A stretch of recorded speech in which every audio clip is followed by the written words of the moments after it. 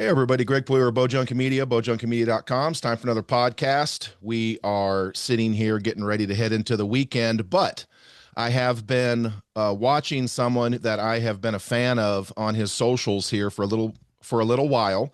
Uh, and so I reached out to him and I'm like, hey man, let's have a chat because what he's talking about is he's a UFC fighter. Let's get that straight. But he's also an outdoorsman, father, philosopher, uh, life coach. He's literally throwing down knowledge right now. He's been specifically talking about BJJ training and that side of the world. But as I'm listening to it, I'm hearing life advice that crosses over into everything. And so, without any further ado, let's bring in Jim Miller. He is a UFC veteran. Dude has 46 UFC fights. Uh, that's a lot. That is a lot. A lot. Like he has 57 pro fights and 46 UFC fights. If I'm not mistaken, that's the most fights, that's the most wins. That's the most wins in the lightweight division and the UFC, if I'm not mistaken, Yep. which is wild because of all the sports you think of longevity, UFC is not always one of those. But anyway, it's Jim Miller. What's going on, brother? Not too much. Thank you for having me on. Absolutely. Absolutely. So, first of all, let's just kind of do a lot of the folks that listen to this program, are UFC fans. I've talked to you before. You're an outdoorsman, you shoot Mhm. bows, you're into the whole thing. And so, kind of just give everybody that might not be familiar with you kind of a brief overview. You started fighting in 2005, people. Think about that. I turned pro as an archer in 2005 and I'm old as dirt. And dude is still out here winning. So just kind of give everybody just kind of a brief rundown of how you got from there to here. I grew up and I'm still here trying to get out. Been trying to get out for my whole life essentially. But I live in Northwest New Jersey. Um, Nowadays I'm like 3 miles from the Delaware River, right? So I'm almost in Pennsylvania, right? Like everybody thinks of New Jersey, they think of Newark and Camden and Atlantic City, Jersey City, right? All these places. I am as far from that as you can get while still being in New Jersey. Um, yeah, just grew up in a blue collar family. My father was a residential framer, framing houses. Um, my mother was a nurse, RN for years, and then switched over to uh, the heck is it called? I got the word. It's in my brain, but it'll come to me. But yeah, she's a nurse. So like we grew up just kind of like I'm not technically Gen X, right? But I grew up like Gen X. Like you're a latchkey kid. You come home, mom and dad are working still, and you kind of just figure things out. And I'm one of four. I've got two older brothers and a younger sister. And you know, uh, back in the '80s, it was like yeah, you'd get home from school and we would just go outside. And Right. we lived, and we were surrounded by a bunch of like state land and town land before some of the developments went in. And like my siblings and I would be like 2 miles from the house, just climbing trees, swinging from vines, just goofing off, playing, some occasionally getting hurt, but like not getting into trouble. But it's amazing to think like today in a world of cell phones and tracking and all this stuff, and it's like you if you don't know where your kid is for like 30 seconds, you start to get the sweats. Right. It's like we grew up just isolated, so um like my brothers and I would constantly we were building stick bows and we'd steal my dad's cedar arrows and go stumping and stuff like that. I mean that was a regular occurrence for us, and grew up playing football and baseball and wrestling. And um I just I had that outdoors lifestyle as a kid, and right before I was born, my dad's side of the family moved to Bozeman, And when my grandfather would come back and he talked to us about it, and it's like you hear all the stories, and he's like, he's carrying a Ruger Super Black Hawk, as a grizzly gun, and it's like this is the most amazing thing I've ever heard in my life, and Right. like this is not where I live. Like I want to live there. I want to live in the wilderness, and you know, I was uh I was the kid that all the outdoor magazines I could get my hands on. I mean, that was it. So like started hunting when I was in my teens, and yeah, went to Virginia Tech for a little bit, wrestled, didn't really like the coaching staff. Learned a lot. Thrived in a wrestling room like that, surrounded by a bunch of studs. Multiple time state champs and stuff, and got a lot better. Learned a lot about myself. Took some time off. Was working for my dad with my brother, and we had been watching UFC for years and the Pride events, and finally, like early 2005, my brother and I were like, let's look up a place, let's find a place that's got an MMA team and go start training. And we found this tiny little spot. They had a couple guys that were fighting, and it was like walked in the first day. We're like, hey, we want to fight, and the coach was like, give me 2 or 3 years, um, and we'll see. And like that was day one. We were sore as hell, took a couple days off, and then it was like 6 days a week Right. for the next couple of months. Huh. And 2 months later, we did a grappling tournament. We both did well. And then like the following week, we had a bout agreements for our first fight. So it was 6 months to the day that we started training, that we stepped into a ring for our first MMA fights. Wow. And back then in New Jersey, it was you only had the option to go pro. It was like fight in New York, in the New York underground, where they're like there's headbutts and biting and all this other nonsense, and it's like we wanted to do this, so it was like, all right, let's just go through the hassle of getting your medicals and doing all that stuff, and busted our butts, and things kind of just snowballed from there, and here I am today, 20 years later, still doing it, and uh yeah, learned a lot of lessons along the way, and it's been a fun ride. Absolutely. So you or your brother, who's tougher? Was Who's tougher? He he's 2 years older than me, 5 inches taller than me, and usually was always walking around at least 30 to 35 pounds heavier than me. Um, we would always battle. Like Of it was Dan and I. I mean, it took years for us to really like ever even have an argument. Like we just best friends, Right. like as kids, we never fought. Him and our older brother, Michael, because we're the middle kids, they were, Dan was bigger than our oldest brother. So like there was always that like the tension between them, Sure. especially in wrestling when they were like Michael was, one 140s and Dan was 145s. I mean, they'd get into fist fights at high school wrestling practice. Right. Um, because of that, yeah, that tension, and like, the older brother doesn't want to lose to the younger brother, and Right. but Dan and I were always, we always just pretty much agreed on everything. So Gotcha. um we pushed the heck out of each other, and I think that's one of the things that really led to us excelling as quickly as we did, is like when we were doing stuff, it's like I'm part of me is like I'm doing this to catch my older brother. Like Right. I Right. want to I want to beat him. Like I don't care about like these other guys. Like I want to beat him, and Right. it's gonna take solid technique and athleticism to beat him. So it's like, yeah, I'm gonna work on those.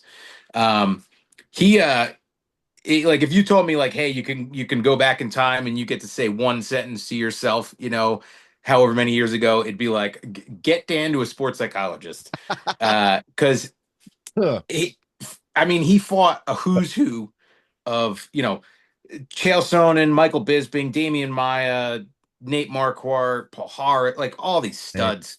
Um, and the fact of the matter is he was always his toughest battle. Like he was always uh, like as a kid wrestling, you could see when he was in his own head. Right. You'd see the way he'd move. Um, and like it was very similar with fighting, and it's like there were times that he's a bit of an introvert, right? So like the one time we fought on this one card is a couple months before we signed with the UFC. uh he ended up taking a headbutt like early on in the fight, pretty blatant foul by the other guy. Ended up being a no contest. I mean, just like smeared Dan's nose across his face. uh Fight gets stopped and all that stuff. So he like gets back into training after he gets it fixed, but he had to wear one of those wrestling masks. Right. And it's like this piece of metal and pads, and you put it on headgear. And when he would wear that, it was almost like, oh, well, nobody can really see me. So he would fuck us up. I mean, like it wasn't even fair. And anybody that trained with him during that time remembers that time where like, oh, Dan in the Mask is like the nastiest person that I've ever trained with in my life. Right. Like it just was like, hey, I don't care about anything and I just go. Um, and if he could have performed like that, in the UFC, and he did in his first handful of fights, and then he had, a lot of personal stuff that ended up affecting him negatively, and really, really heavy stuff. And if he could have stayed out of his own head, and he could have been that guy, he's a world champ, easy. So he had all the freaking potential. Gotcha. Gotcha. So one of the things that I wanted to talk about with you kind of before we get into the other stuff, and this crosses over for a lot of archers, especially archers that are shooting 3D tournaments. Mhm. Now, when I was doing Bow Junkie full time, I got bit by a tick. Mm. And luckily, my wife was like, that don't look right. Mm. And then she started taking pictures and it started getting bigger. And luckily, nothing came of it. I went and got on the medication and all that stuff. But Lyme disease is real. Mhm. And so, specifically for those folks that are either in the Midwest or East, going to the ASA tournaments, London, Kentucky, or any of these other places where they're just infested with ticks, you had a tick incident Yep. and you got Lyme disease, and I believe it went untreated for like several years. Yep. And so, kind of talk us through that and how you've managed to, get back to basically at 40, I don't know if you would say you're as good as you've ever been, but bro, you're still doing the damn thing. Mm.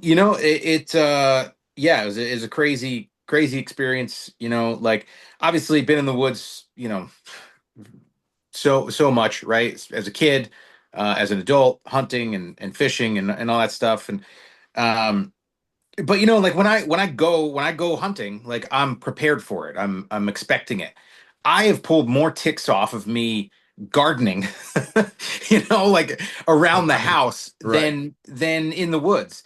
Um, and so I believe, because I've learned a lot about Lyme disease over the years. I know when I had my initial symptoms, I never got a bullseye. I never found the tick. Mm, But I had a series of like migraines, and like I don't get migraines. I don't really get headaches.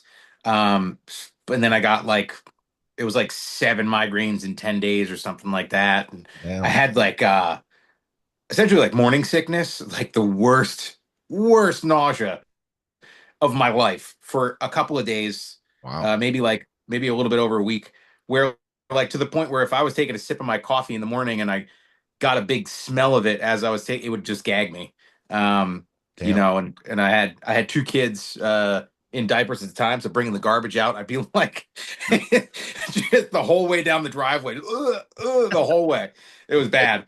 Um, but like I could have been bitten before that, and something happened Right. where uh, the Lyme just got a hold of me at that point. I did have a very tough fight a couple weeks prior to that. Um, but yeah, like I got tested for Lyme disease. I went to a neurologist. I did all this stuff, um, and they couldn't find anything wrong with me. Oh, And they're like, well, we'll keep an eye on it. If the symptoms persist, we'll go down, some other roads, and they everything went away. Um, so it kind of just went to the back of my mind, and that was in 2013, around May of 2013, and over like 2014, late 2014 into 2015, it was like, man, things started going south for me. Getting a lot of joint pain, getting neuropathy, right? So like numbness and tingling and twitching, and started to have some some cognitive issues, right? Like I almost feel like it was kind of like Alzheimer's, right? What Alzheimer's would be. Like I would I would go down, and it wasn't like, when you walk into a room and you forget what you're looking for or something like that, right? Like Right. I would literally like get lost. Like I would go down to like I had all my basement in our old house. I had all my hunting stuff, and like I was brewing beer and like all my projects. I'm a tinkerer, right? So I'd go down there and it's like, oh, I gotta straighten stuff up. And I would just kind of like just stand there. Like I wasn't like doom scrolling on my phone. Like I just I just would never get anything started, and I could never like do anything. Right. Um and as like, I'm going through these fight camps, and it's getting harder and harder.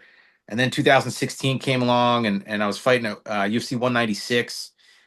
Uh and I was just like, it was the worst camp I've ever had. Like it was uh I couldn't do anything like anaerobic. I couldn't sprint. I couldn't lift. I could barely do any of the group training. I just found myself on the treadmill. I could jog on the treadmill, and that's really that, and like hitting some pads is really all I did for that fight.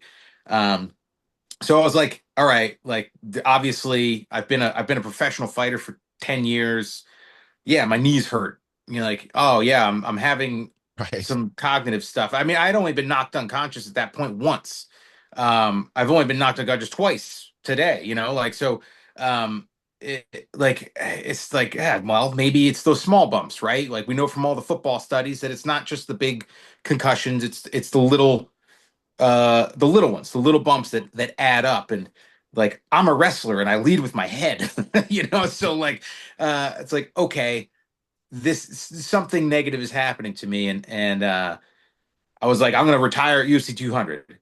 Um, and I went in for my pre-fight physical, and I'm talking to my doc, and he's like, "Yeah, anything else, going on?" So I started just rambling off all the things I was dealing with, and at that point, like I would go into a session, and I'd be grappling, and I'd be super warm, sweated out, right? And I go to stand up, and I'd have to like post on my knee and like stand up like an old man every time. And I'm like, this is, this is, I don't have bad knees. Like this is not me, but like just everything hurt. Um, so I was literally out in Las Vegas for that fight, and my doc called me up, and he's like, all the tests we ran, he's like, I think you might have Lyme disease. You didn't test positive for it, but I'm pretty sure with everything you got.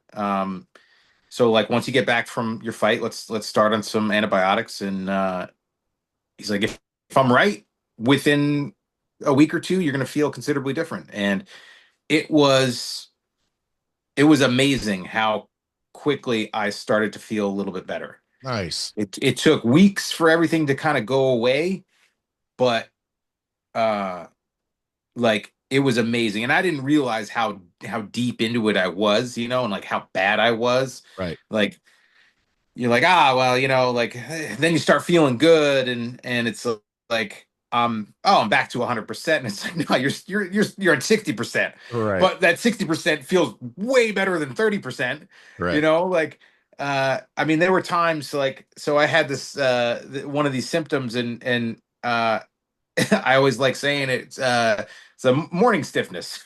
So it's like it's a symptom of like rheumatoid arthritis, where like you wake up in the morning and everything hurts, and you just feel like you can't move. Right. So I did like the whole WebMD, and I'm like looking it up, and it's like, oh, wake up 45 minutes earlier and take some anti-inflammatories. And I was like, well, this is just silly. Right. And then like on the doxycycline and changing my diet up, getting a lot cleaner with my diet, and really working on supplementation. All that stuff, started to kind of go away, and um, it it came back.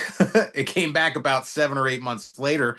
Mm. Um, because I was on Doxy for six months, and it was just, it's you're on an antibiotic. It's just gonna mess your stomach up, and it did. I ended up losing a lot of weight that year because I just couldn't keep up with how much I was going to the bathroom, and Right. like the fact that I was in the gym. I fought 4 times in 2016, so I was constantly in fight camp.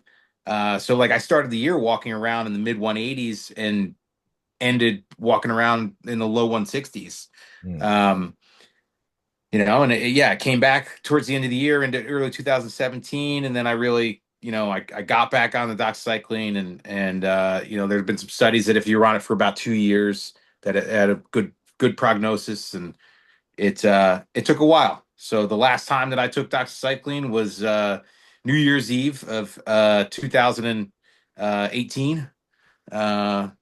And yeah, fortunately, I've been able to not have any of the symptoms flare back up, and Nice. it's been one of those things that's like, I think, honestly, I think that the lifestyle changes that I had, and really focusing on those couple of things, right? Like for me, getting over Lyme disease was about, you know, really trying to eat clean, like eating an anti-inflammatory diet, proper supplementation, getting good rest, still working out is important as well. And then just kind of giving your body the time to get over it.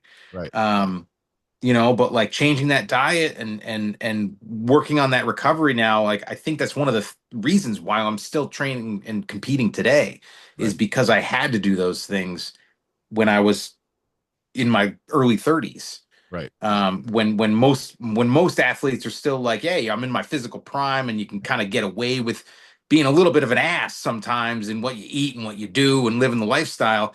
I couldn't.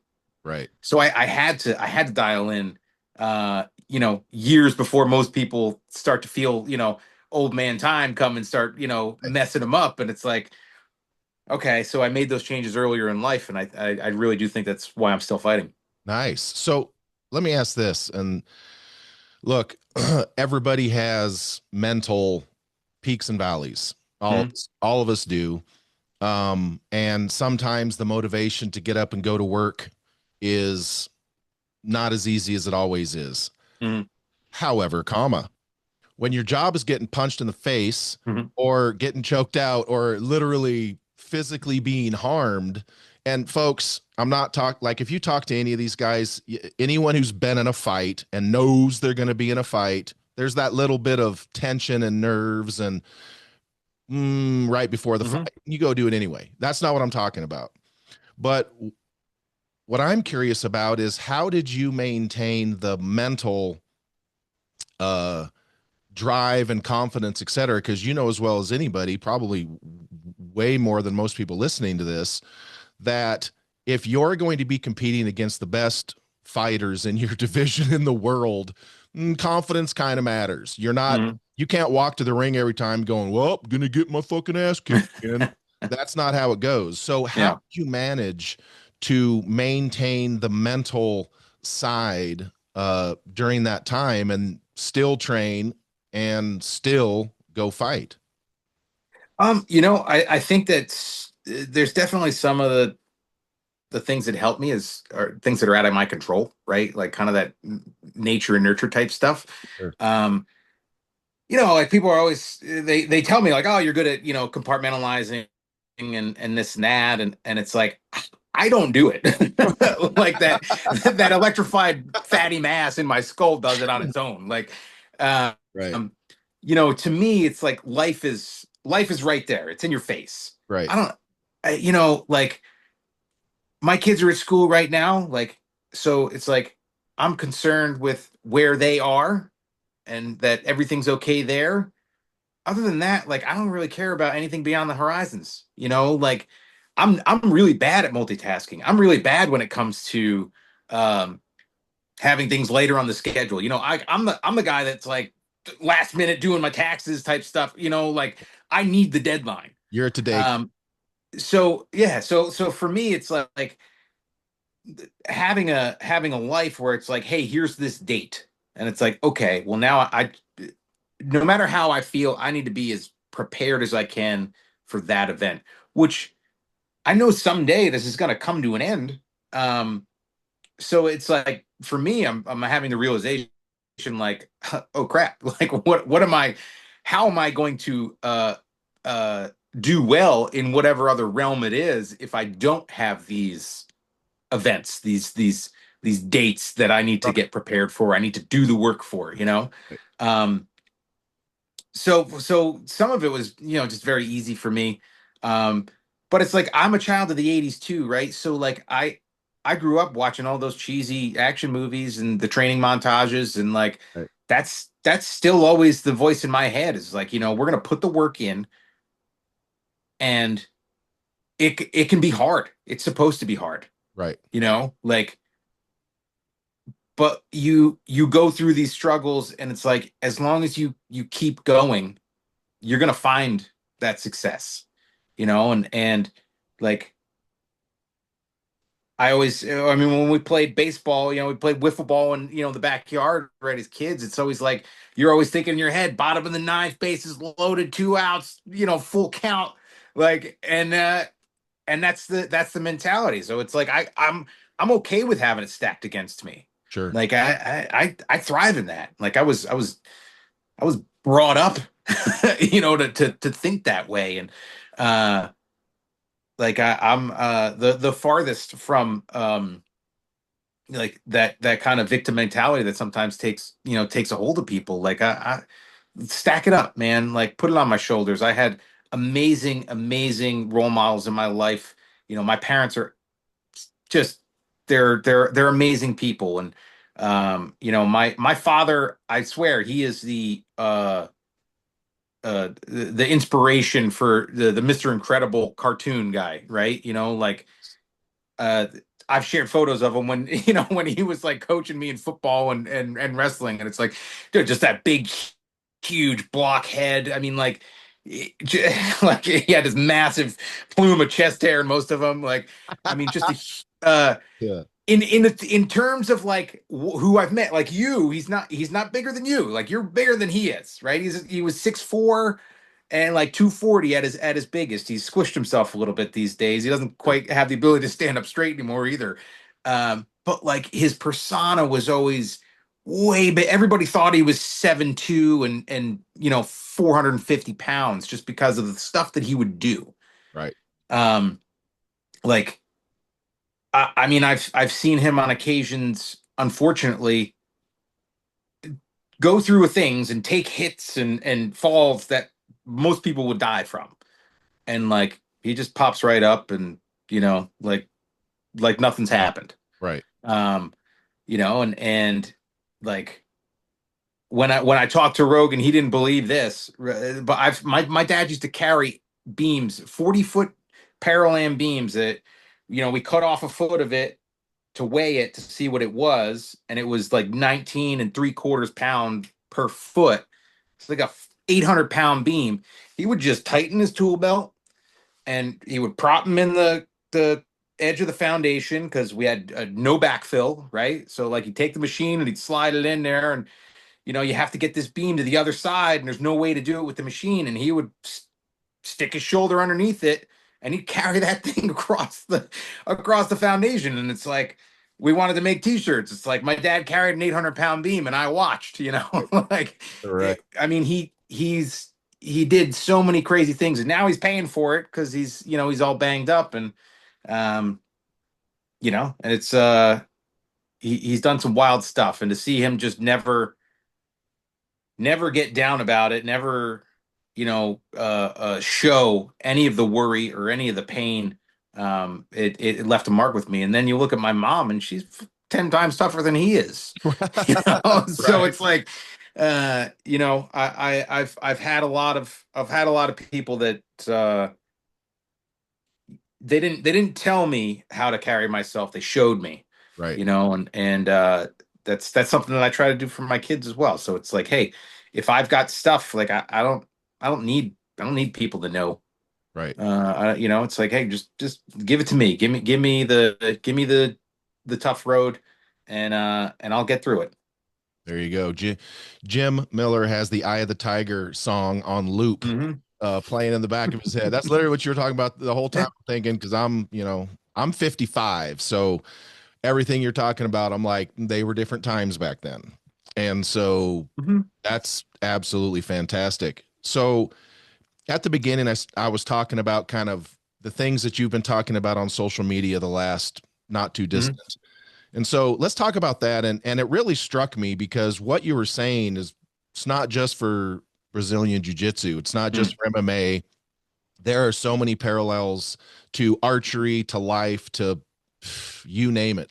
Hmm. And so let's talk about that. But before I do, let's get into this. And that is the logical fallacy that a lot of people on the internet fall into these days because the internet gives them a voice and they get to use it Hmm. without ever having to answer for it, suffer the consequences, or have to prove it. Now, Hmm. this can come from the 3,000 archers that shoot 30x Vegas rounds before Vegas and then show up in Vegas and shoot a 290.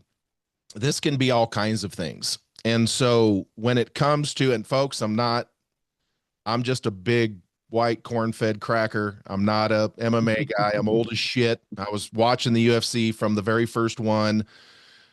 And yes, we fought a lot, but not at the level these guys are. So don't get it twisted. But I can tell you something right now. The trend I'm seeing, and I know Bradley Martin is just joking when he says to Nate Diaz and these guys, could you beat me in a fight? That's just for clicks. I get it. Hmm. Nobody who knows is taking that seriously, including Bradley. That's funny and it's cool. Um, but and I've told this to a lot of people before. This is the same as archery. If you think you're good at archery, go shoot against Jesse Broadwater or Matthias Fullerton, and you're going to realize how good you aren't. And I've explained this to people about folks like yourself. People don't understand that a person like Jim Miller would absolutely whip the living shit out of me without ever throwing a punch or throwing a submission. You want to know how he could do it? Flexibility. A normal, see, Jim's already laughing. People like us, normal folks, we're not flexible like these guys because we've not been wrestling and rolling, and they could literally just stretch us and we would give up. You, Jim, am I wrong? You know, Yeah, see, maybe a look at, little bit. yeah, see. So what I'm saying, like, people don't understand the reality of lots of things, whether it's football, baseball, basketball, MMA in particular. You have been talking a lot about the Brazilian Jiu-Jitsu training side of things. Talk a little bit about what you've been trying to describe to people on your socials, and then we can kind of branch that out into the rest of life. Yeah, so I've noticed a trend in the world, particularly in jiu-jitsu, right? Where it's like you have some of these younger competitors, and they're voicing their opinion, and like we said before, like everybody's got an opinion, but in order for that opinion to have Right. some worth, like you gotta earn that, right? Um, and they're just kind of throwing flack people's way, and for me, it's like somebody who had a gym for years. Like, I understand that I am not the normal person that trains Brazilian Jiu Jitsu. Um, as a competitor, and if you do end up competing at a decently high level, um, you are in the upper echelon of people that train, and there are a lot of people that train these days that they train just for kind of recreation, right? Like, you're going to get in a little bit better shape. Yeah, if push comes to shove, you can defend yourself a little bit. But it's like, yeah, we're doing more sportized type moves and stuff like that, which is fine because it does have some benefit. Does it somewhat water things down a little bit and McDojo esque, kind of make some? Yeah, yes, it does. But there's a lot of stuff in jujitsu that is solely there just to sell it. Like the whole belt system is literally just to sell it. Right. That's to give incentive to people that train. Like Right. when it comes to a fight, and if you were training one of these martial arts back when you got two armies standing in front of each other and you're running at one another, like your rank had nothing to do with whether you survived that or not. Right. It was what you could do in that moment. And there are people that don't have a high rank that can excel in that moment, and there are people with a good high rank that they might crumble. Right. So like when push comes to shove, it's really about like what you're capable of doing. Um, but yeah, like I see some of the flack that owners get when they're training in safer ways and ways to make people better, um and yeah, it's like it's kind of it's tough for me because I've been in those shoes as a young competitor, and I never thought like, hey, all these other people there that are training, they need to accommodate me. Right. um Right. like no, like I thank them and appreciate them for helping me do what I'm doing so that I can compete. Right. And like like one of the things that is big is that there are a lot of schools that you start from the mat, start on your knees, and one person kind of pulls guard or whatever, and and then you start your role in jiu-jitsu. And if you compete, every match starts from your feet. If you're in a fight, you start from your feet, so it makes sense to be able to wrestle and to have good takedowns. Right. But on the flip side, there's a lot of people that didn't wrestle or aren't trying to wrestle or have injuries and this and that, and it's like it's a lot safer to start from the mat. And Right. if you accommodate to those people that can't wrestle, uh then you have more students. The more students the gym has, the better the everything is, Right. right? The better the facility, the better the equipment, the better the access, all those things for that competitor. So they shouldn't be breaking that down. Yeah, it's just kind of one of those things that like there are a lot of the influencers in the MMA and jiu-jitsu world that they really haven't competed, Right. but they're good at showing moves. Right.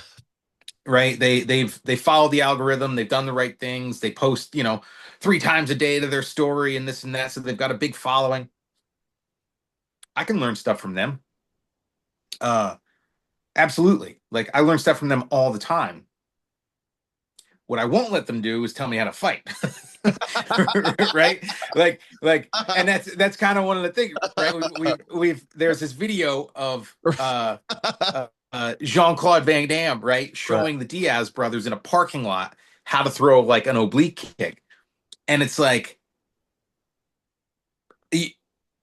Jean-Claude Van Damme can show me a lot of ways to throw kicks, but he can't show me how to fight. He can't tell me when to do it in a fight. He can't, like, so he can show me the technique, but he can't teach me how to use it in an actual fight because he's Right. essentially just a ballet dancer that they taught some kickboxing to, right? No. And like Steven Seagal tried to come in, right, and show some of his stuff, and it's like the same aspect. It's like, yeah, show somebody something, but like you're not teaching them how to fight. They're not gonna necessarily be able to use it, but Right. uh so like yeah, it for me, like I said, I learn stuff all the time from people that are ranked below me. Um but again, like they don't have the experience to be able to tell me how to do it in a fight, Right. or when to do it in a fight. So um yeah, I just sometimes I get and in this case with these series of videos, like I got a little annoyed by it, Right. by people kind of having a little too much ego and thinking that their opinion meant a little bit more than it probably does. Right. Well, and I mean and look, here's the other, and we can correlate this to archery, any other sport, MMA included. Then there's people that are just naturally gifted. No matter Hmm. what they do, they got a six pack. They are just naturally gifted athletes. And then there's people that are just dogs. Mm. And they may not have the natural talent that some other, and I'm not going to throw out some names because people get mad at me and whatever, but you know what I'm saying? Like there's people that are just naturally gifted. They Hmm. they might not rise to the top because they don't have the work ethic or whatever. But then there's people that don't necessarily have the physical or the skill attributes, but they're just a dog. And Yeah. they're Yep. they're just what they are. And most people who know anything about anything generally don't want to fight the dog. Mm. He's not quitting. and, Yeah. and it's going to be a battle. I'm not, folks, I'm not talking about like in the ring. That's what they're paid to do. They fight anybody. That's not the point. And so I I enjoy these. Perhaps I'm demented. You can fill me in and correct me if I'm wrong. But I enjoy the shit out of these online people that talk shit and show up to gyms and Oh yeah. the gym owner, or it's even better when sometimes the gym owner goes, "You're not even close. This new guy over here, you, Mm. no matter what happens, I've never seen I don't want to say influencer. I've never seen an internet guy show up to a gym and just not get tromped. Oh, I love those videos myself, Yeah. especially when they challenge the coach or whatever the proper vernacular Mm. would be.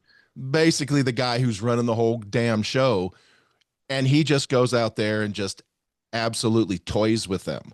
Mm. I think that shit is spectacular. Um, but what is it, do you think? I mean, because obviously this is becoming a culture thing. It just is.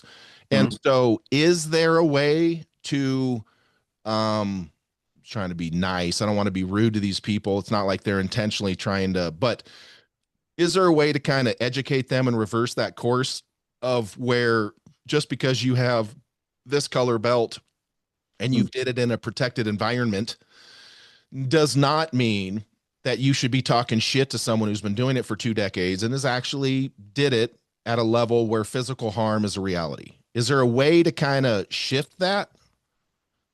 I think that part of it probably has to come with maybe a little bit of deflating the ego. Some people have to find that out, unfortunately, the hard way. Okay. Some people, some of the younger guys, I think through maturity, they just kind of get the gist of it. Um, it's honestly it's that Dunning-Kruger, right? The Right. graph where it's like you know nothing, right? And then you know a little bit and you think oh man, I've got this. And we all go through it. Yes. Every one of us goes through it, right?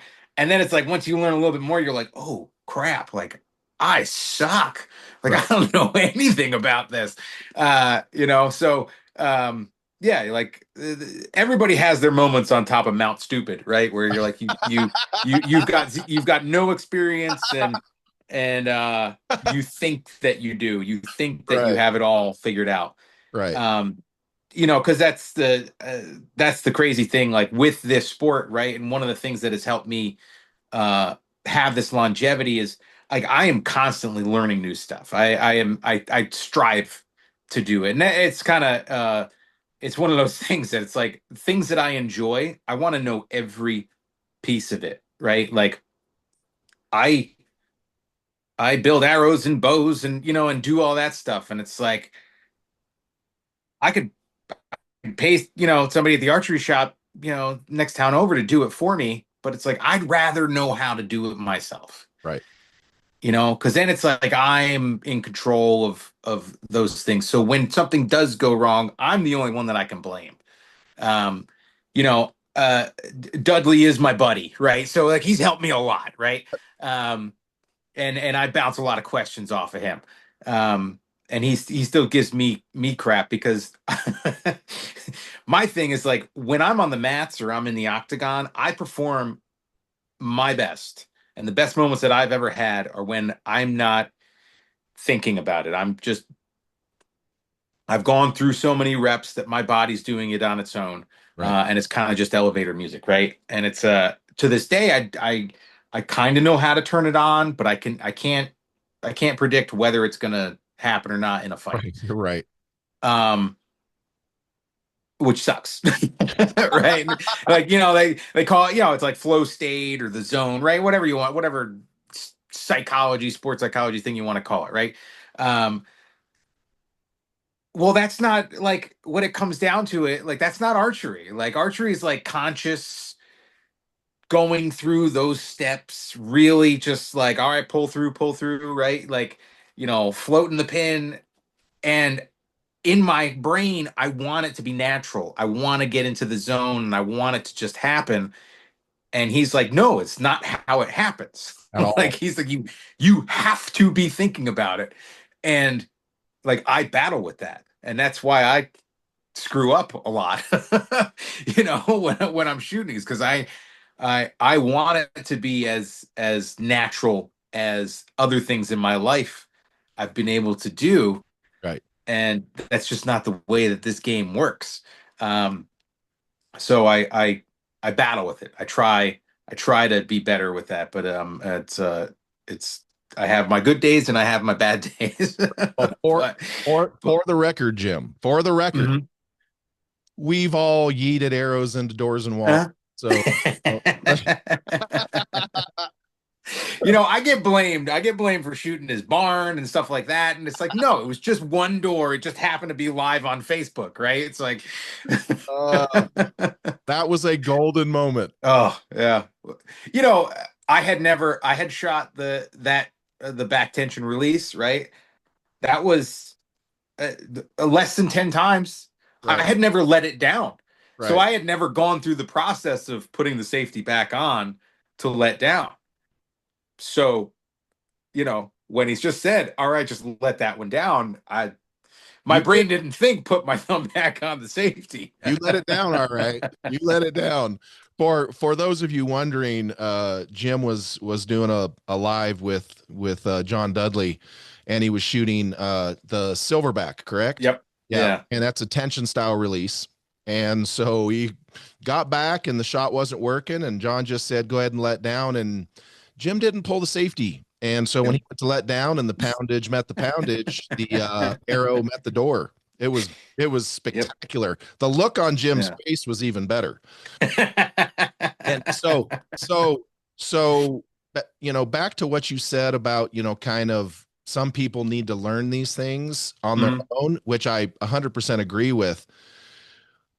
But and so let's kind of address this part, which you already hinted about a little bit, which is the marketing and the sellability of it. Mhm. And look, folks, if not folks who, like, I wouldn't care, Jim wouldn't care. But for a lot of people, if you were to show up to a gym and they were to be like, yeah, there's no colored belts, we just judge you on your ability, and then we, just tell you. A lot of Mhm. people don't want that. They need the accomplishment level Mhm. of being given a belt so that they can visualize their progress. Mhm. Like Jim said, that is a commercialization aspect. Not saying it's bad, Mhm. not saying anything about that, but what do you think as I'm going to call it the gym culture, but it's not a normal gym. There's just the training culture of what you're talking about. Um, will putting those people or allowing those people to get put in check naturally, will that correct the stuff we're seeing on the internet on a fast enough curve Mhm. before it affects the overall the public perception of that process? Mhm. I think like one of my like the hang up, right, is like guys that don't own gyms telling gym owners how to run their business, right? And for me, like that's where things change, right? It's like when you are doing things to sell, right? And you're worried about, lease payments and equipment payments and utilities and payroll and Right.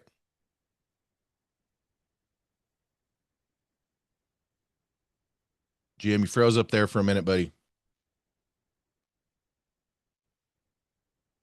insurance and this other stuff, things have to change. I uh like it's one of my favorite things to do, right? Cooking for people that I care about.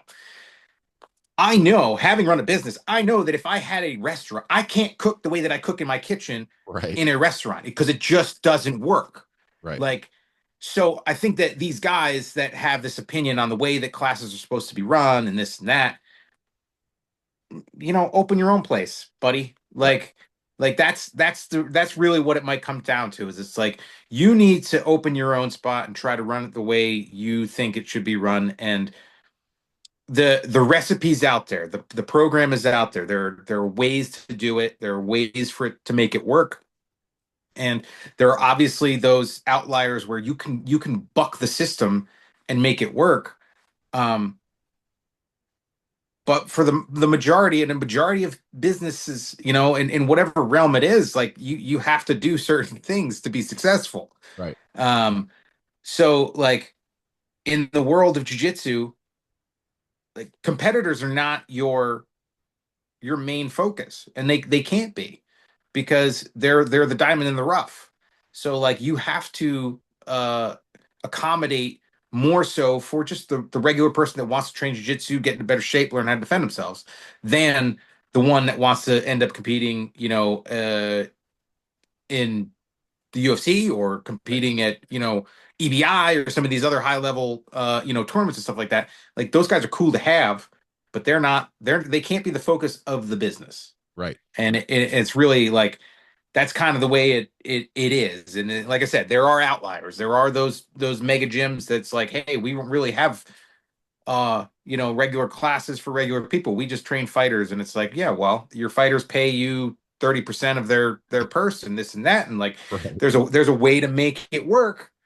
But you know, so it's like I think that yeah, some of those folks they maybe they do need to lose their savings Right. Well, in and order to learn that lesson. Like, like that's unfortunately, because I mean shit, right? It doesn't matter what the business type is, a vast majority of businesses go under within 5 years. right.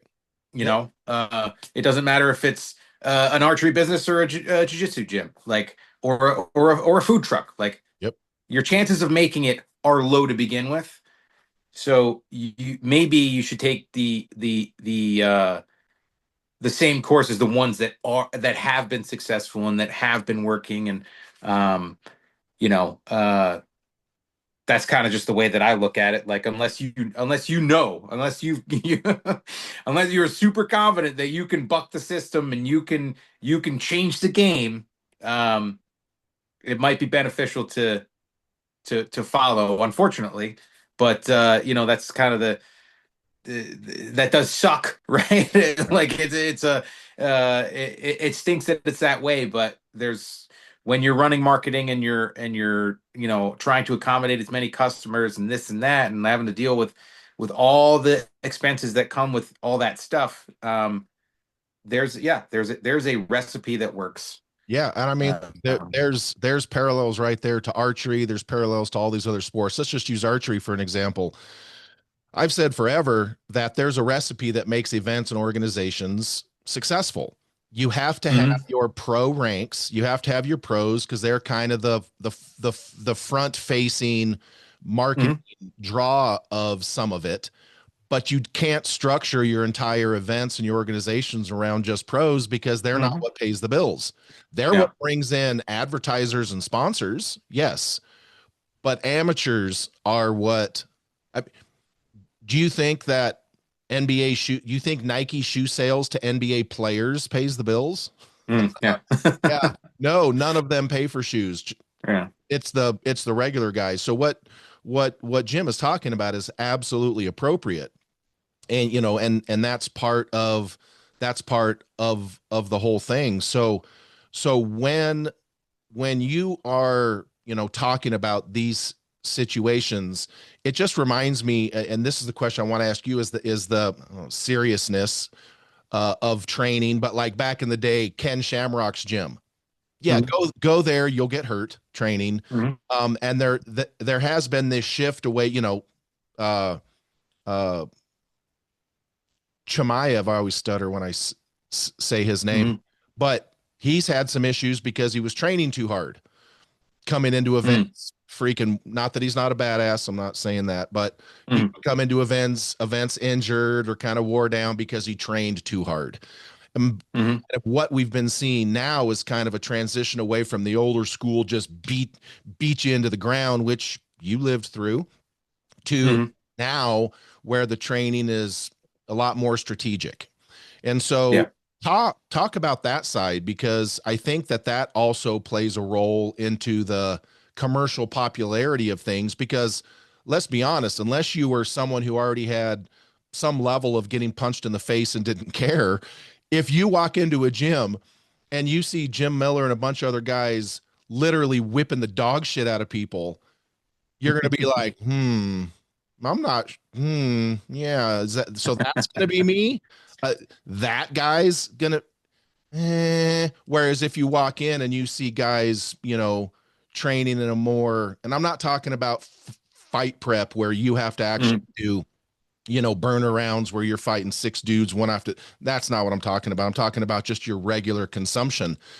So talk about that aspect of it and give us your opinion on kind of that change of, I don't even know what the proper word is, how extreme the training is Mm. culture from back in the Lions Den, Ken Shamrock days Hmm. to kind of where it is now.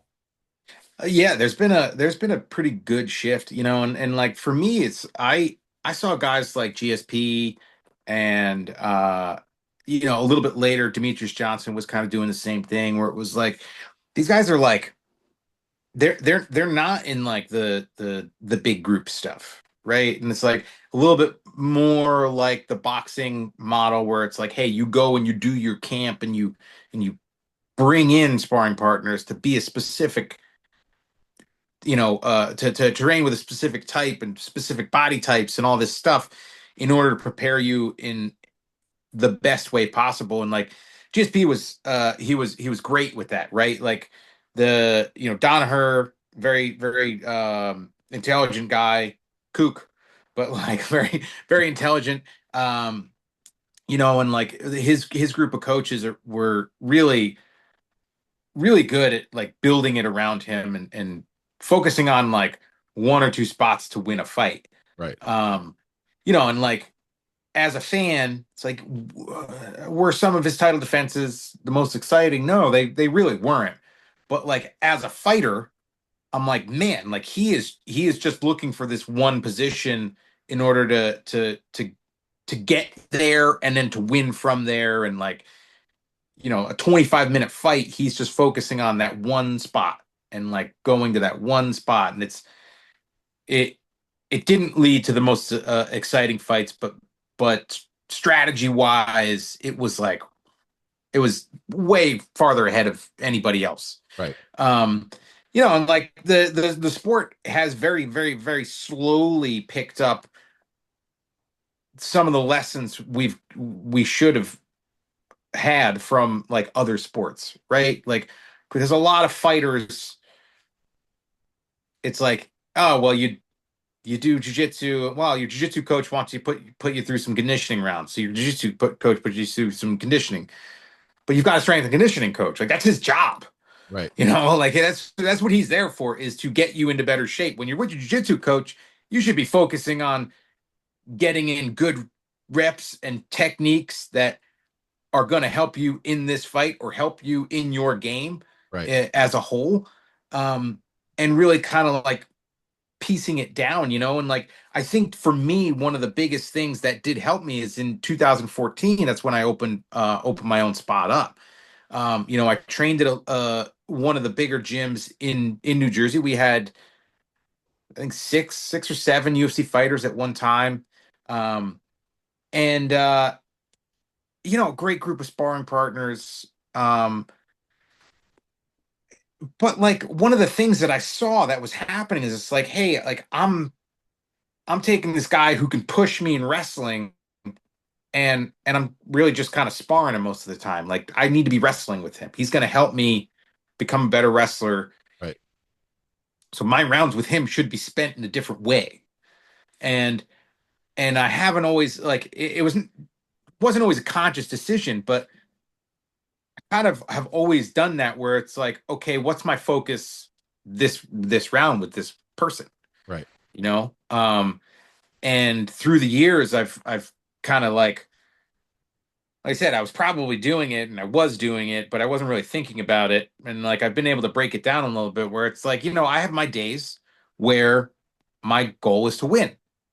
Like I'm on the mats and it's just to win. I want to win like it's a fight. I want to dominate. I want to be on top. I want to land my strikes. I want to avoid getting hit, and we're not gonna be super reckless, but we're gonna be aggressive because that's what works for me, Right. and that's how I advance position and that's how I set things up is by kind of sometimes blindly attacking.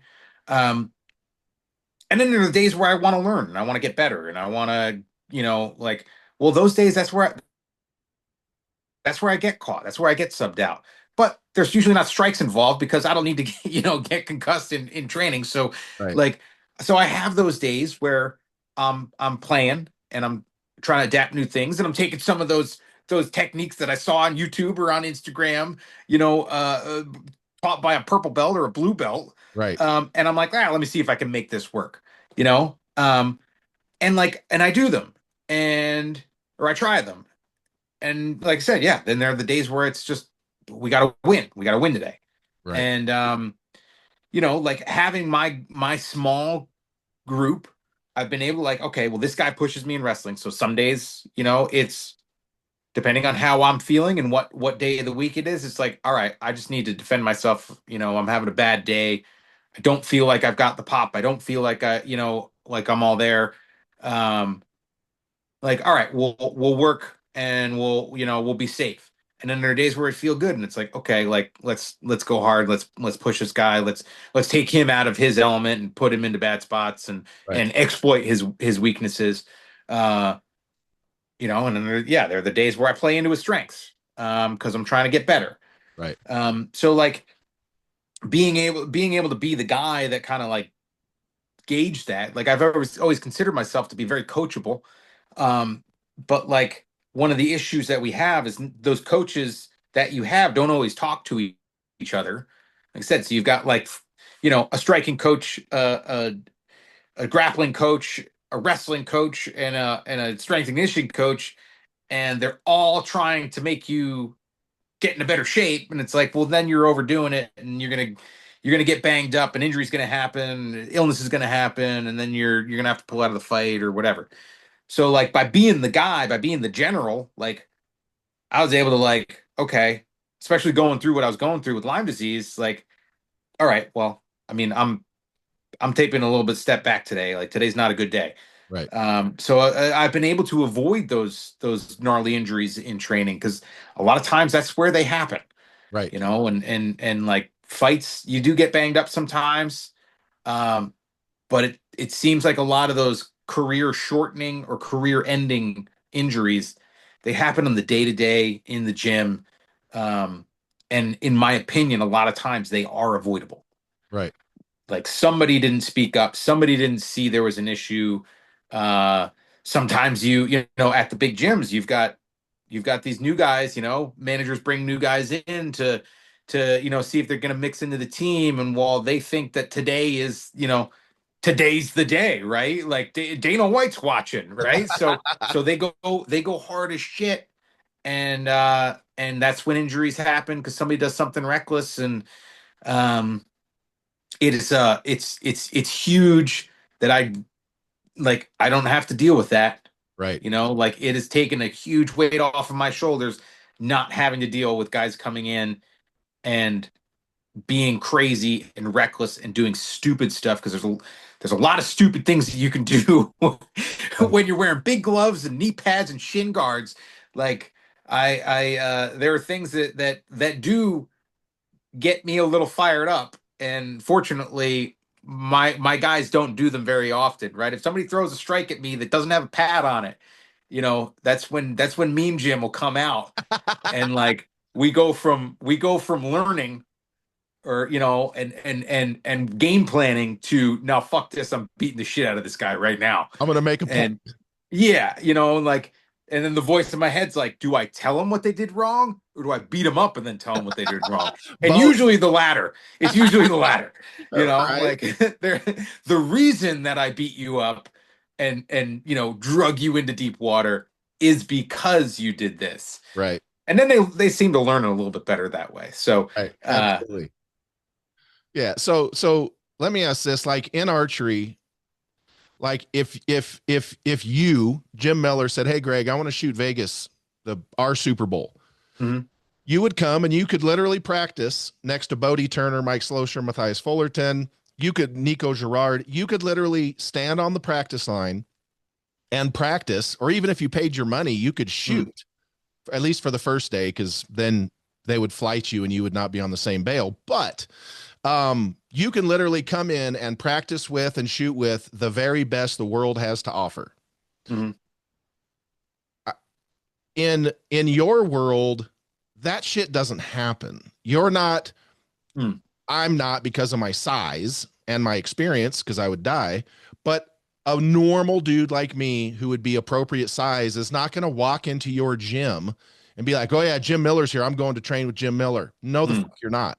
You're yeah. you may be training in the same place as Mm, Jim Miller. You are not going to be training with Jim Miller. You can maybe look across the gym and see him over there. You're not you're not going to be training with Jim Miller. Or if you go to Albuquerque, you're not training with John Jones. You're not. yeah. So kind of, and I think that hierarchy is important for a couple reasons. For me, it's your business. Mm, Like if you and me were just playing, which we wouldn't, by the way, but if you and me were just playing around and I went to jib and you went to jive and zig and zagged and I accidentally, and our heads butted and I cut you, mm. I would feel fucking terrible. I would be devastated Yeah. because that's your business. And so explain kind of that dynamic of, because I know how it works. I know how it Mm, works. People are like, "Well, I'm going to train at Jim Miller's gym," but explain the dynamic of not with Jim Miller. mm. So it kind of explain that. Yeah, in terms of like big sports, as athletes, fighters are a lot more accessible than, baseball, football, basketball, right? Right. Like, um, because we are training at public facilities. Um, and like there is a degree to it. There are a lot of fighters that do instruct classes. I used to quite a bit more. I don't really teach anymore at the moment.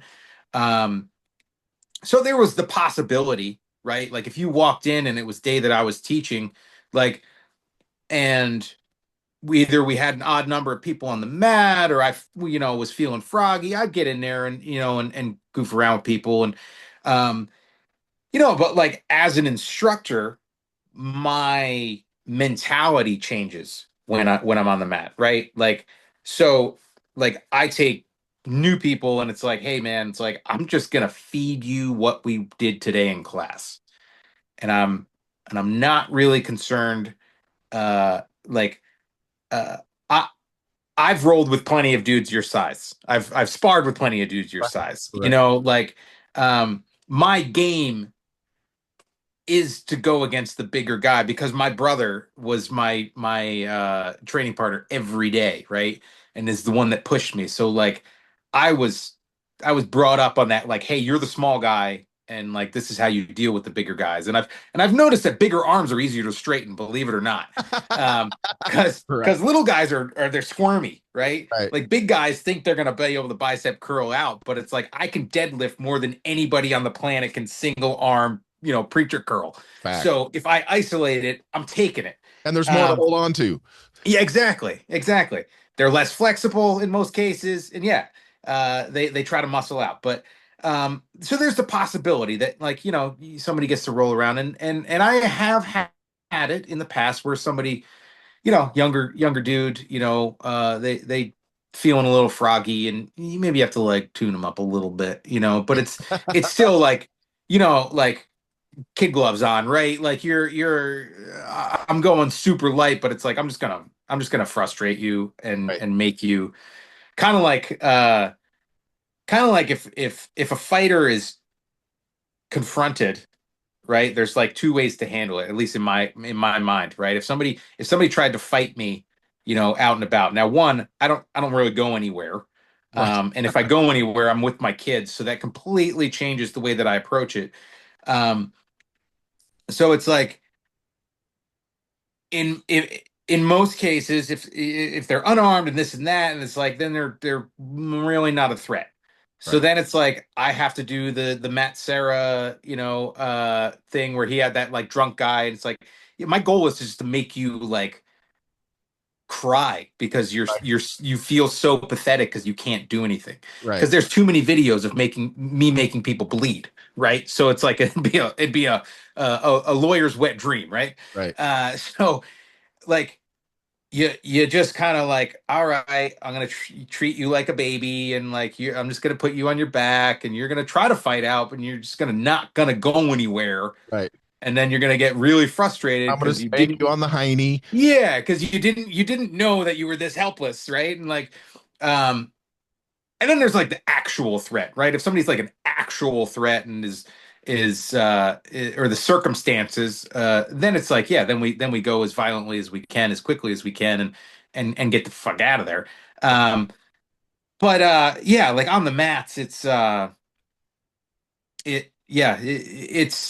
I said, I have that training or the training mode, and then I've got like the teaching mode, and like Right. uh depending on the level that somebody's at is how much I give them if I'm in that teaching mode. And um like I try not to reward bad stuff, so like I won't let somebody do something that's like goes against the fundamentals and like succeed in it, but it's like, yeah, I'll giving people submissions and sweeps and passes and all this stuff, right? But as long as it's like within the realm of like this is how you're supposed to do it, because this is how it works. Uh, it's fun. It's fun to be able to give back in that sense. So I do like training with people that are a little less experienced because it's Sure. it's fun to kind of impart some stuff and give them pointers and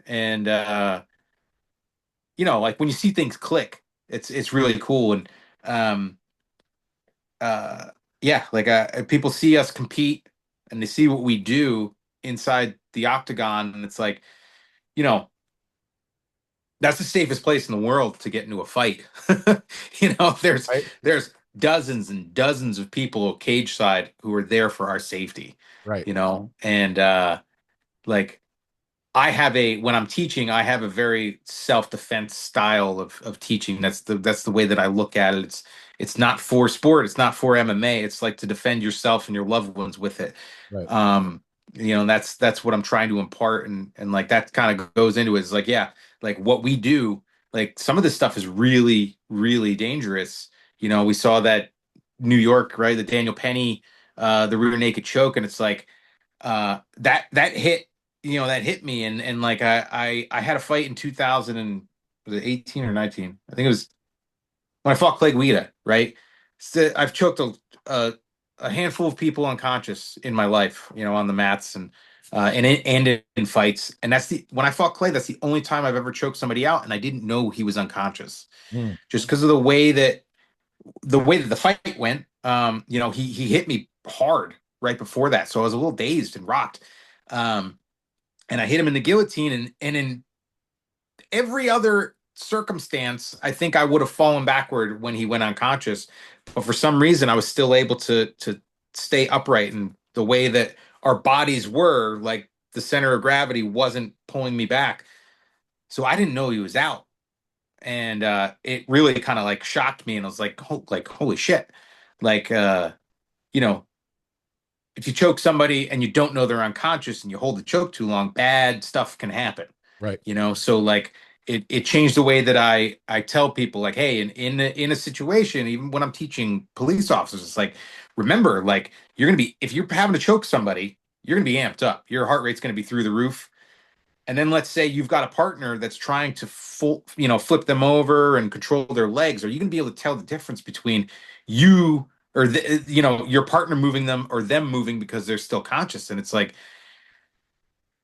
it's a scary spot to be in because of what the potential circumstances for those types of events, right? Like nobody wants that to happen, and Right. um, it's a yeah, like the things we do are legit, and like I try to give people guidance on that and let them know that like this stuff actually works. And Right. when you wrap your arms around somebody's neck, it could mean lights out, and Yeah. sometimes lights out unfortunately means forever. And and it's yeah, it yeah, I think it's done a lot for me, like having that ability to coach people, and like I do appreciate that, and I do like it, even though I don't do it that much these days. Um, it's cool to be able to give back, but I take it very seriously. Well, for sure. Well, you have to respect it. I mean, Hmm. you have to respect. Like I was watching a thing with Joe Rogan. He was talking to some lady, and I don't know exactly who it was, and she asked Joe Rogan, "Would I stand a chance defending myself Hmm. against you?" And he's all, "No, Hmm. zero." And she says, "Well, what if I trained?" And he's all, "No, zero." Hmm. And so she started asking him, and then he explained that no, I'm trained. Hmm. You would stand zero chance. A normal person would stand zero chance against me. However, and then he went on to say, even though I'm trained, I wouldn't stand a chance against the heavyweight champion of the UFC. Hmm. If they're equally trained, that extra 100 pounds Hmm. matters. Oh And yeah. so, yeah, you just absolutely have to respect, the consequences of Yeah. doing all that. So let's talk about hunting, man. Hmm. What's on the agenda this year?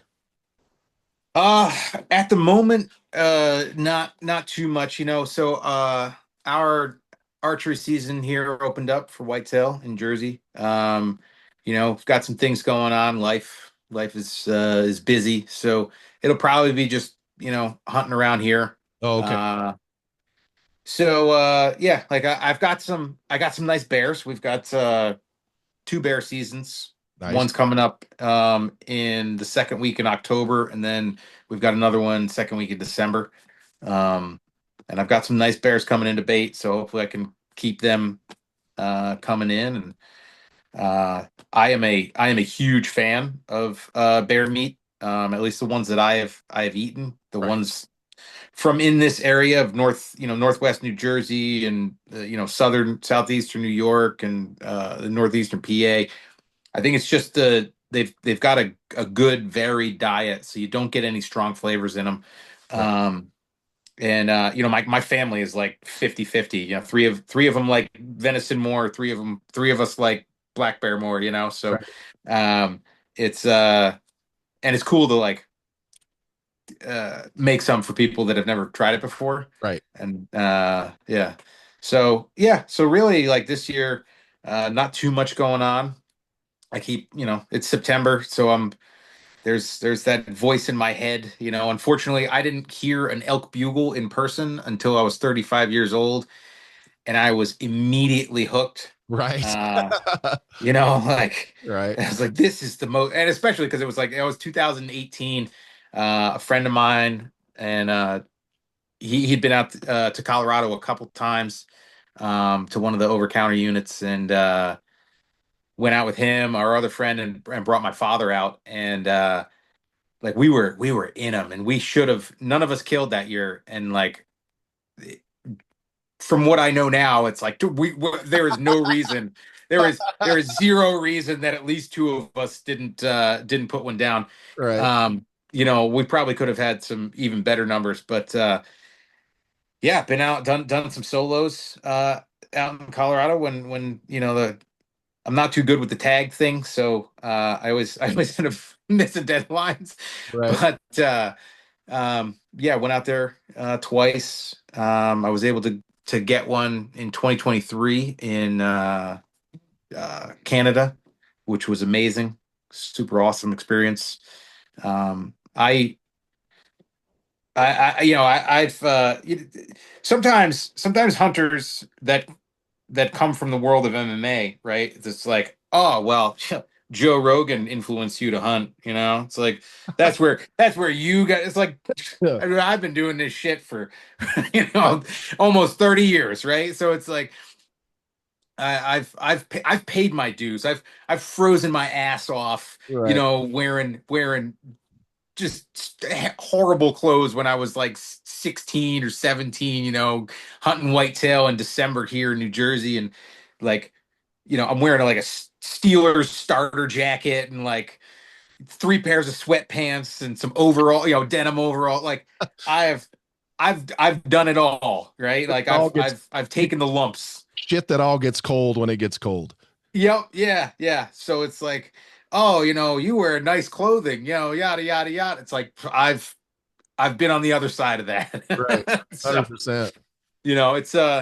it's always been something that I have a huge passion for the outdoors. And yeah, like when I was a kid, it was like I want to be a hunting guide. It's like, yeah, I want to be Cole Kramer. I want to be the bear guide, right? Like that's who I want to be. And it just don't tell him I said that. but but yeah, like growing up, that's what I wanted. And yeah, hopefully this season works out well. I'm supposed to go to Africa next summer. Um, Hunt and Plains game. We'll see. Nice. Might end up going after a Cape buffalo. There's a coal one that the outfitter wants gone, and I'm like, you know what? I'm your I guy. might, yeah, I might be the guy for Yeah. that. So, yeah, it's I like Corey, right? Anderson, Yeah. he's a big hunter as well, and Yep. I was talking to him the one time. And it's like, yeah, like I've missed a couple of training sessions, well within a month of fights because I was like bloody up to my elbows or and he's like, I've never missed a session. Oops. I've had a couple of those. And the funny thing is too, is it's like, so like I said before, I'm a tinkerer. I got to do stuff like it's part of who I am, and I train better and fight better if I'm doing the things that I like to do outside of the Sure. gym. Um, so like the times that I have like gotten deer or had those little like adventures and stuff like that, like my dad, he shot a black bear in 2012. So I'm like, I was literally going to practice when he called me that he's like, oh, I got a bear in front of me. I was like, first of all, why are you talking so loud? He's like, should I shoot it? And I'm like, if you want to shoot it. So like we had this whole like argument, and then I'm like on the road, and I was like, "Ah, I better go help him just in case he shoots this thing." Right. And I was like 2 or 3 weeks out from my first fight with Joe Lozon. And so I ended up missing practice and and instead drug this, 300-pound sow out of the woods with my brother and Right. on a snow sled and got a workout in. But yeah, it's like Soul food. it is. I need to be there. I have a tough time sitting still if you haven't noticed, but it's like I can sit in the tree and be as still as I need to be. So like I find that yeah, being out in the woods is uh it's really where I want to be most of the time. Well, it's funny you mentioned that. That you just made me flash back on something. So I was at the SHOT Show with Ted Nugent and Toby long time ago Mhm. when we all went to SHOT Show because it mattered. But we were walking around and there was a little bit of downtime. And what you just said, so I asked Ted Nugent, who's very similar, like, you want to talk Mhm. about high energy? Holy shit. Yeah. Ted's got it. And so I asked Ted straight up, I said, how do you reconcile this energy versus the hunting energy? And he said something very similar to what you said. Is he goes, out here I am electrified, these are my people, I'm here and I'm just being me. And he says, but when I get into his tree stand, fuck everybody. Mm. He goes, I'm still, I'm at peace, I'm with myself and the Lord, and nothing else matters. And I was Mm. like, so when you just said that, I was like, holy shit, I hadn't thought about that for a decade, but that's exactly what it is. So before I let you go, you're still gainfully employed Mhm. at the UFC. and one Sir Mr. Dana White. And so this is a two-part question.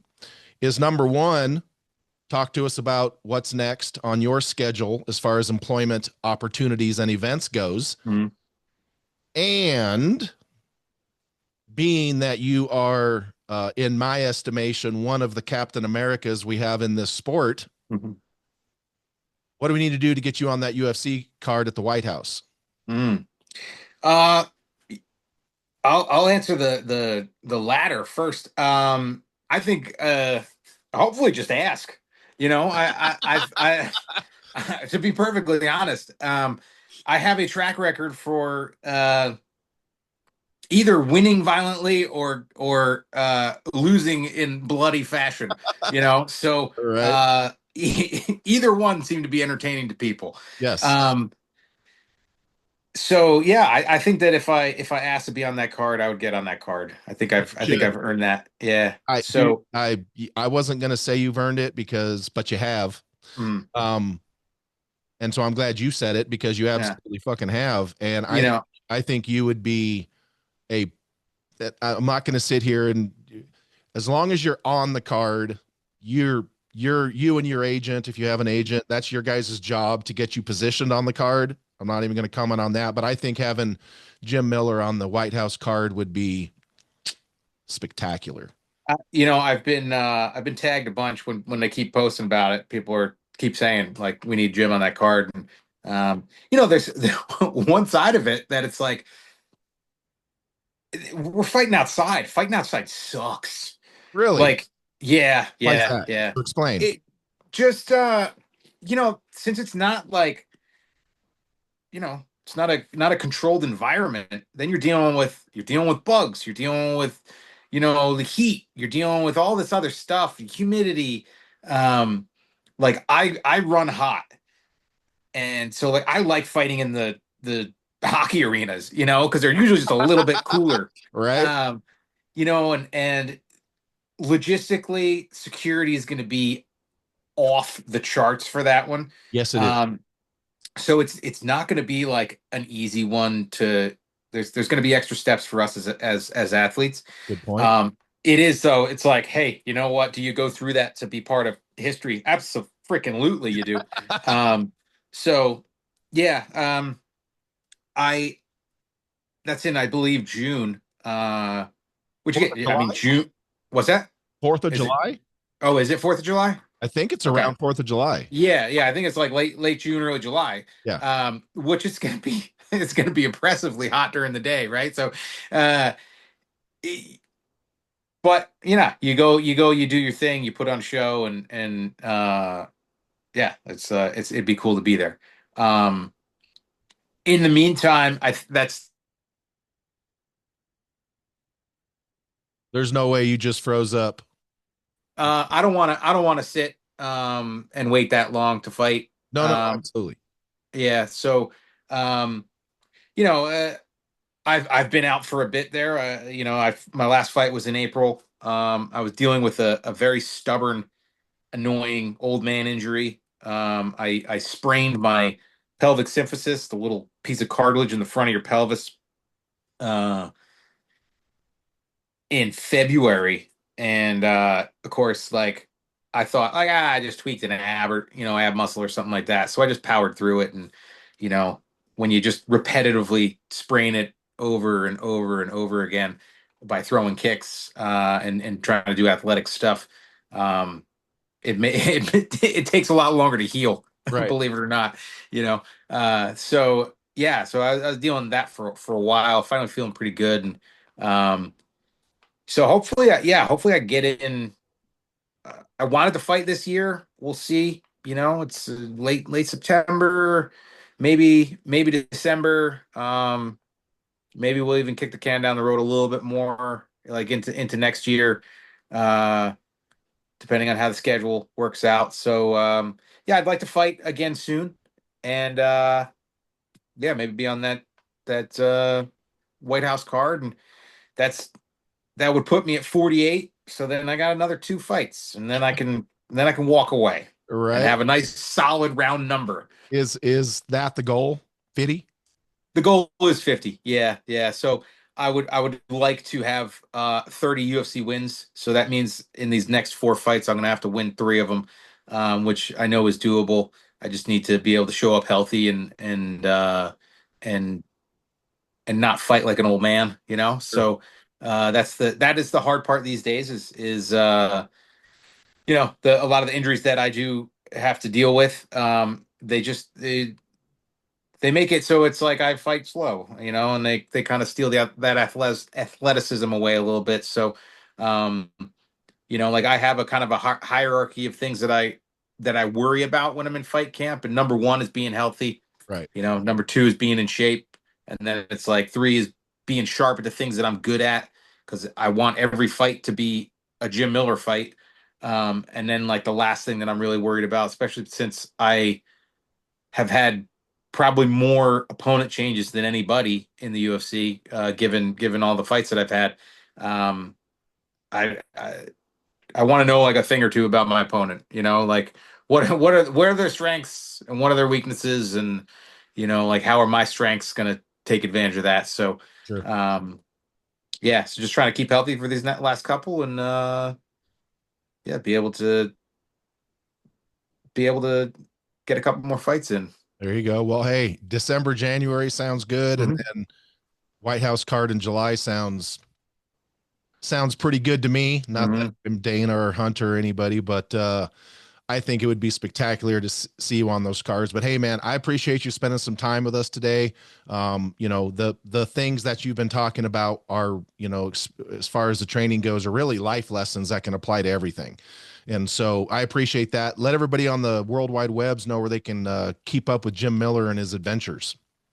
At the moment, I'm just on really Instagram, Jim Miller underscore 155.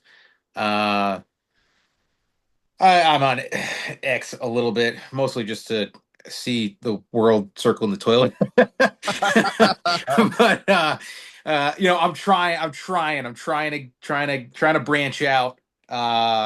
You know, get maybe some YouTube going, get maybe some other stuff going, and yeah, try to get into media a little bit more and just have some fun with it. So I need a little bit of a kick in the ass, and I think this last couple videos that I put out there that's kind of helping me. So yeah, I'm trying to broaden my reach a little bit here. There you go. All right, everybody. That's Jim Miller.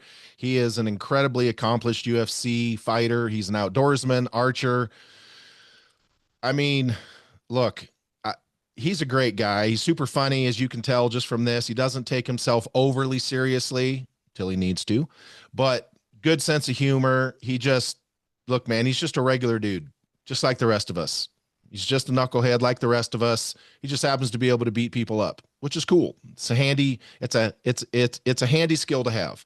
But go over and give him a follow.